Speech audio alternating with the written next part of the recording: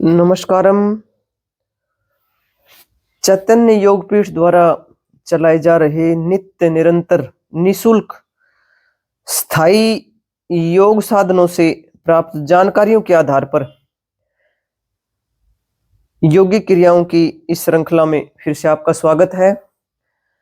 देखिए, आजकल हम जिस श्रृंखला की बात कर रहे हैं वो श्रृंखला है वात, पित्त और कफ यानी त्रिदोष जो हमारे हैं उनके बारे में हम चर्चाएं करेंगे।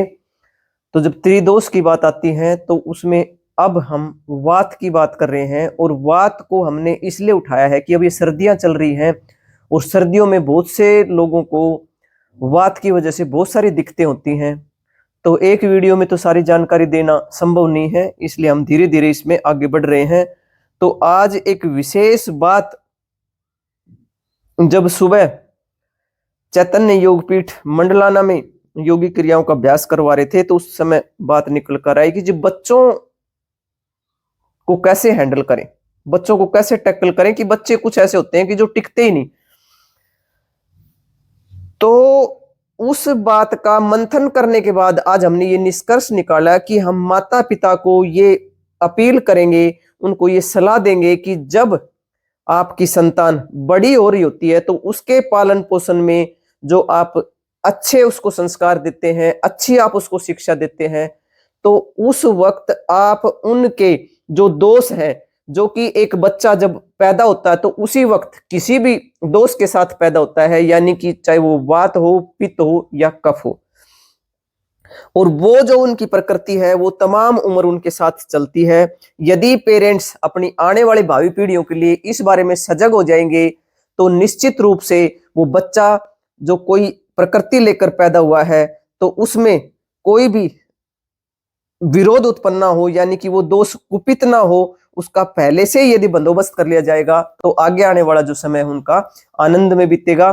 तो अब हम जो बात कर रहे हैं वात की बात करेंगे, वात पर चर्चा करेंगे। तो जब वात की चर्चा चल रही है तो उसमें पेरेंट्स को ये विशेष ध्यान रखना चाहिए कि जब बच्चा बड़ा हो रहा है, अगर वो वात प्रवृत्ति का है तो उसके ऊपर पाबंदी लगाने की बजाय, यानी उसकी उस प्रकृति को दबाने की बजाय उस प्रकृति को कैसे समता में रखा जाए, इस बात की विशेष रूप से ध्यान रखें, क्योंकि इसके लिए बहुत सारे प्राणायाम हैं, बहुत सारी योगिक क्रियाएं हैं, और खान पान की जो दिनचर्या है या वैसे अपनी जो जीवनचर्या है उसको यदि संतुलित ढंग से लेकर चलेंगे तो निश्चित रूप से आने वाला समय बहुत अच्छा रहेगा।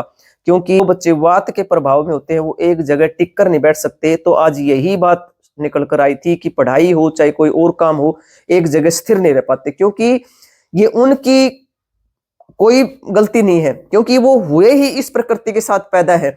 तो इस प्रकृति को कंट्रोल करने के लिए बढ़ते हुए बच्चों को ही यदि आप उनके पालन पोषण में, जैसे आप भोजन का ध्यान रखते हैं, इसी तरह कुछ चीजें अगर उनके जीवन में डाल देंगे, यानी कि उनको यदि प्राणायाम और योग ऐसा सिखाना शुरू कर देंगे कि उनको ये बताएंगे कि भाई आप जैसे भोजन करते हैं वैसे ही आपके जीवन में ये चीजें भी बहुत जरूरी है, तो वो उस टाइम आदत गिर जाएगी, लेकिन उस टाइम वो उस आदत में ढल जाएंगे।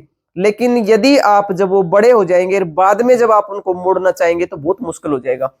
तो इस चीज को ध्यान में रखते हुए आज हम आपके लिए 3 प्राणायाम लेके आए हैं। यदि इन 3 प्राणायामों को नित्य निरंतरता के साथ आप करवाते हैं और दूसरी भी एहतियात बरतते हैं तो निश्चित रूप से वो बच्चे आने वाले जो अपना उनका समय है, उनका भविष्य है, वो बहुत अच्छा रहेगा। क्योंकि जब एक बच्चा वात प्रकृति के साथ पैदा होता है और जो जो वो बड़ा होता जाता है उस पर ध्यान नहीं दिया जाता, तो जब लास्ट समय आता है, यानी वो 50-60 की उम्र में जब पहुंचते हैं तो वो इतने एंजाइटी के शिकार हो जाते हैं, इतने डिप्रेशन के शिकार हो जाते हैं, उनको ये लगता है कि हम एक असफल इंसान है। तो इन बातों से बचाने के लिए आप अपनी आने वाली भावी संतानों के ऊपर विशेष रूप से ध्यान दें और उनको कुछ प्राणायाम और योगिक क्रियाओं के अभ्यासों में डाल दें। तो आज हम 3 प्राणायामों की बात करेंगे।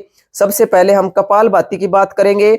देखो, जब कपालभाति प्राणायाम की बात आई है तो कपालभाति करें, योगिक क्रियाओं का अभ्यास करें, आप जहां से भी सीख के किसी भी एक्सपर्ट गुरु, एक्सपर्ट योगाचार्य के सानिध्य में रहकर आप योगिक क्रियाओं का अभ्यास करें, क्योंकि सभी के लिए सभी अभ्यास नहीं बने हैं और सभी को करने का और सबके लिए अलग अलग तरीके से ये अभ्यास करवाए जाए, क्योंकि जो वात प्रकृति के इंसान होते हैं उनको जो भागने दौड़ने वाले हैं या तेज तेज करने वाले अभ्यास हैं वो कभी नहीं करने चाहिए। यदि वो कपालभाति का अभ्यास कर रहे हैं तो कपालभाति के जो स्ट्रोक है वो धीरे धीरे लगाए, बहुत स्लो स्लो उसके स्ट्रोक लगाए और आटे में नमक के समान उनको करना चाहिए, तो उनको बहुत फायदा होने वाला है इस अभ्यास का। तो देख ले आप उनको कैसे कपालभाति का अभ्यास करना चाहिए। अपने आसन लगा के बैठ जाएंगे, कमर सीधी, गर्दन सीधी, कंधे सीधे, ध्यान मस्तक में जोड़ ले अपने आप को उस परमपिता परमेश्वर से और प्रार्थना करते हुए बिल्कुल अपने आप को साध के आराम से स्लोली स्लोली हम कपालभाति के स्ट्रोक लगाएंगे ताकि आपको फायदा मिले। तेज करेंगे तो आपको नुकसान हो जाएगा।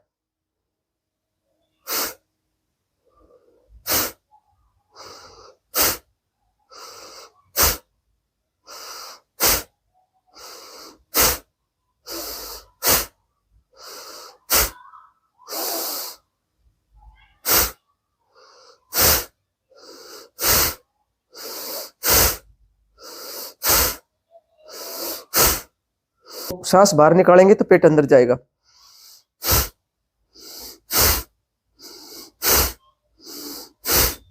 इस भांति बहुत धीरे धीरे आप इस प्राणायाम को करें।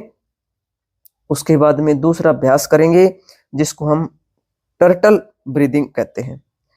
टर्टल ब्रीदिंग को आप 3 स्टेप में करें और फिर जब बाहर श्वास छोड़ते हैं तो एक ही स्टेप में छोड़ दें। कैसे करेंगे? श्वास को भरेंगे, पहले यहां तक श्वास को भरेंगे, फिर यहां तक भरेंगे, फिर पेट तक भरेंगे। जैसे कि हम गुब्बारा फुलाते हैं ना, तो उस गुब्बारे को एक बार श्वास भर के हम गुब्बारे में हवा नहीं भर सकते। इसी तरह आपने ये टर्टल ब्रीदिंग करनी है। कैसे करेंगे? देखो यहां तक हाथ नहीं करना, मैं तो हाथ आपको करके बता रही। जैसे श्वास भरी आपने,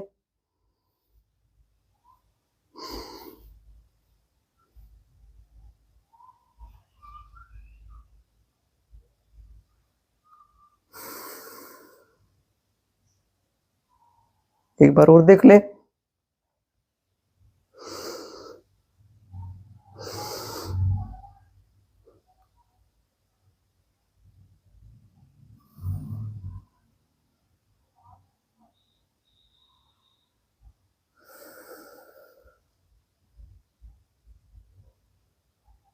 रिलैक्स, लंबे गहरे श्वास, इस तरह इसका अभ्यास करें। अब तीसरा जो प्राणायाम है वो हमें क्या करना है? उज्जयी प्राणायाम करना है। उज्जयी प्राणायाम के अनेकों अनेक स्टेप हैं, लेकिन जो वात प्रकृति वाले हैं या जिनका वात कुपित हो गया है उनको उज्जयी प्राणायाम शुरुआत में सिर्फ और सिर्फ अपने गले में महसूस करते हुए श्वासों को लंबी भरते हुए करेंगे। उसके बाद में फिर आवाज निकालते हुए जो एडवांस स्थिति है वो भी आपको बताएंगे, लेकिन शुरुआती दौर में जो हम अभ्यास करेंगे वो बहुत धीरे धीरे करेंगे, क्योंकि हम अपने माइंड को रिलैक्स कर रहे हैं। हम अपने सेल्स जो है उनको बिल्कुल रिलैक्स करना चाह रहे हैं। जब हमारे सेल्स, हमारा माइंड जब रिलैक्स होगा तो हमारी एंग्जाइटी दूर होगी, हमें बहुत अच्छे से नींद आएगी। और रात को भी यदि आप प्राणायाम करके या ध्यान करके सोएंगे, जो ये आपके वात की से होने वाले दिक्कतें हैं, क्योंकि वात जब कुपित होता है तो आपकी 80 बीमारियां हो जाती हैं, तो इनसे आप बचे रहेंगे। तो आइए देखते हैं कैसे करेंगे उज्जयी प्राणायाम।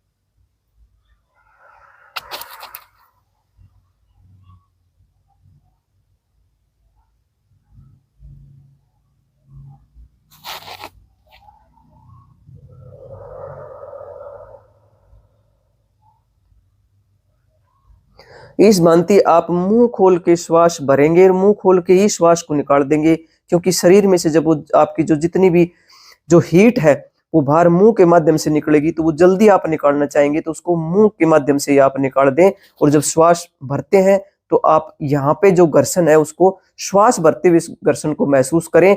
इसकी जो एडवांस स्थिति है वो आपको अगली वीडियो में बताएंगे। तो आप इस भांति ये 3 प्राणायाम करके और अपनी दिनचर्या को नियमित करके, जीवन शैली को नियमित करके आप इस वात का जो दोष है इसको संतुलन में रख पाएंगे और इसको बिगड़ने से बचा पाएंगे। तो आज के लिए बस इतना ही। आप सभी के लिए बहुत प्रार्थना, आप सभी का आनंदमय मंगल हो, आप सभी की स्वास्थ्य मुक्ति हो, हम सभी और हमारी आने वाली संतानें शुद्ध प्राणवायु में सांस ले सकें, इसी बात के लिए हम निरंतरता के साथ प्रयासरत है और जब तक इस धरती पर रहेंगे इन पुण्य कार्यों के लिए प्रतिबद्धता के साथ आपसे मिलते रहेंगे।